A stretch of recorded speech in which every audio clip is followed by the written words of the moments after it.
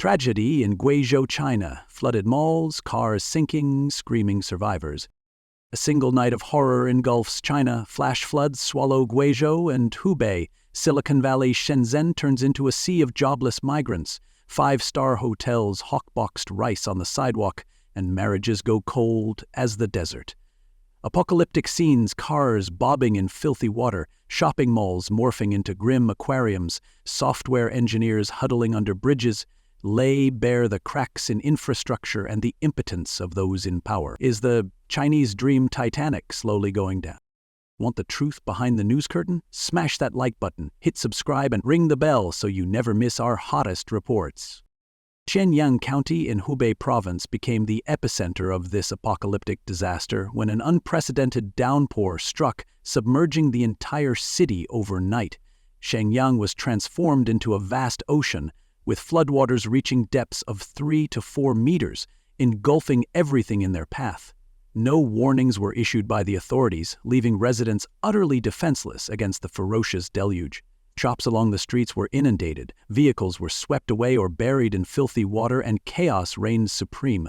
A chilling video captured a resident's panicked screams. "Look at the school, it's completely flooded, the water is rising, run, run, run, there's a car out there still running, I don't know if anyone's inside." A 40-year-old resident, voice heavy with sorrow, shared, "We've lived this long and never seen floods this catastrophic. The rain began pouring last night, unrelenting until morning, and by 2 a.m. the floods started their destruction. In the lowest areas, water reached 3 to 4 meters deep. By 10:54 a.m., the rain still poured, prolonging the nightmare and driving residents into utter despair. The electrical systems, vehicles, bridges, and communication networks were almost entirely destroyed. Several bridges collapsed, roads were eroded beyond recognition, and the city's communication infrastructure was paralyzed, severing all hope of contact with the outside world. As the floodwaters finally receded, Chenyang revealed a scene of utter devastation. Streets were coated in thick, foul-smelling mud, littered with debris and garbage, creating a heart-wrenching tableau of ruin. Residents trudged through the wreckage, desperately trying to salvage what little remained. One citizen lamented, "Everything we built over decades, through sweat and tears, has vanished in a single night." Videos showed cars buried under rocks and mud, with only windows and roofs visible, resembling a car graveyard without tombstones. A resident described the scene, "It's like a cemetery, but instead of gravestones, there are dead cars lying silent amidst the ruins." The absence of warnings from the authorities deepened the tragedy, leaving residents to face the deluge unprepared. The lack of transparency and accountability fueled anger as whispers of concealed death tolls spread among survivors. The destruction was not just physical but emotional as families mourned the loss of homes, businesses, and a sense of security that may never return. A cataclysmic deluge has plunged China into an unprecedented catastrophe, transforming bustling streets into rivers of death where human bodies float in hopeless despair. At 1:30 IEM, under a pitch-black sky, the provinces of Guangdong, Hubei, Gujo, and Henan were battered by torrential rains that poured relentlessly for over 4 hours, showing no mercy or sign of abating. The floodwaters, like a monstrous beast unleashed, ravaged everything in their path: homes, shops, and the dreams of millions of citizens. The darkness of the night brought not only terror but also an indescribable anguish, as residents watched decades of hard-earned livelihoods swept away in mere hours. The electrical grids across cities collapsed entirely, plunging streets into an eerie darkness pierced only by the deafening roar of floodwaters and the desperate cries for help. Shops were submerged in filthy water, their goods floating like debris, and once vibrant streets were reduced to a stinking morass of mud and decay. A resident, voice trembling with agony, cried out, "We have never witnessed a disaster this horrific. It's like a nightmare from which we cannot awaken." Described as a once-in-a-century flood, these relentless rains turned cities into desolate wastelands where the spark of life seemed extinguished. Nanyang County, Gujo, a double catastrophe and silent suffering. Nanyang County in Guizhou Province was also ensnared in this vortex of destruction, emerging as one of the worst-hit areas. The flood on June 24 claimed at least 6 lives, affected over 100,000 people, and forced more than 50,000 to evacuate in desperation. Yet locals believe the true toll is far graver, accusing authorities of concealing the real number of casualties. On June 28th, a second wave of flooding struck, submerging the entire old town and 2/3 of the new town, obliterating the cleanup efforts of rescue teams. A netizen described the scene. Rongyang is now an unrecognizable wasteland. Streets are blanketed in stinking mud, abandoned vehicles are scattered everywhere, and shops lean precariously, buried in sludge. The city is suffocated by a putrid stench that's unbearable. Residents pointed fingers at the simultaneous release of water from upstream hydroelectric dams, which they claim exacerbated the disaster, turning Rongyang into a desolate graveyard. One local explained, "Our county lies in a low-lying area where 3 rivers converge, but only the Duyi River serves as a drainage channel. The sudden release of water from upstream overwhelmed the system, flooding the entire city." Disturbing reports emerged of bodies found in the wreckage, yet official reports remained silent. A resident revealed 2 bodies were dug out from a supermarket parking lot, but the official reports never mentioned them. Some spoke of 13 deaths and 2 missing, but those who dared speak out were detained. The aftermath in Rongyang was a vision of despair. A week after the floods, the waters had partially receded, but the city remained cloaked in a noxious odor, with streets buried under thick mud and heaps of garbage. On the morning of July 1, a resident shared, "It's 7:30 a.m. and we're torn between wanting the sun to dry our clothes and fearing the heat will spread diseases from the rotting muck. The stench is so vile it made me ill all day yesterday. This is beyond horrific." Videos depicted streets choked with mud, toppled vehicles, and shattered shops, with broken trees tangled in power lines. A netizen named Da Vinci recounted, "I came to Rongyang to deliver relief supplies, but passing through the county, I saw people queuing in desperation for aid. The city reeks of decay, and the streets are a chaotic ruin beyond salvation." A member of a civilian rescue organization told reporters, "We've cleared truckloads of mud, but the stench is unbearable. All rescue operations were cancelled today because the situation is too dire." Another netizen described, "Rongyang is unrecognizable. Mud coats the streets, cars are abandoned, shop fronts are buried, and tangled wires and branches litter the scene. The air is thick with a rancid smell that chokes you." Low-lying areas, including basements and shopping malls, remained submerged, with water still being pumped out after 3 days. A resident despaired, "All my shop's inventory is destroyed. Furniture, stock, everything is trash. We don't even know where to begin cleaning up." Xia County, Nanyang, Honan, homes razed, lives obliterated. In Xia County, Nanyang City, Henan Province, extreme rainfall transformed the area into a wasteland of destruction. On June 30, 2025, Taiping Town in Xixie witnessed torrents of water that swept away homes, vehicles, and crops.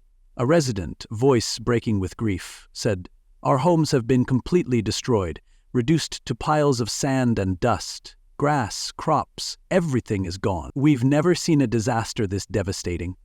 Homes in low-lying areas were flooded up to the 2nd or 3rd floors, with furniture reduced to debris and discarded on streets in a futile gesture of defeat.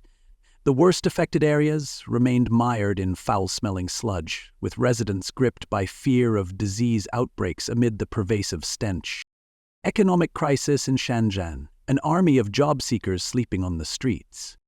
While floods ravage several provinces, Shenzhen, once hailed as China's Silicon Valley, is sinking into an unprecedented economic winter, battered by the US-China trade war and the Chinese Communist Party's ever-tighter controls. The collapse of numerous companies and a sharp exodus of foreign capital have gutted a city long celebrated for innovation and prosperity. Now, waves of unemployed people, software engineers, construction laborers, delivery riders bed down beneath overpasses on public squares and in alleyways, behind office blocks to save what money they still have. They survive on instant noodles and tap water, a stark picture of despair amid vanishing jobs. A mainland blogger remarked, "This is the flyover at Shenzhen East Station, homeless people everywhere." Recent videos from Chinese creators show heartbreaking scenes of the jobless sleeping under bridges by night and scouring the city for work by day. Li Huanhua, a scholar now based in Australia, comments, "In a modern metropolis like Shenzhen, the failure of so many firms has left countless people sleeping in squares and under bridges, a vivid sign of the CCP's economic breakdown.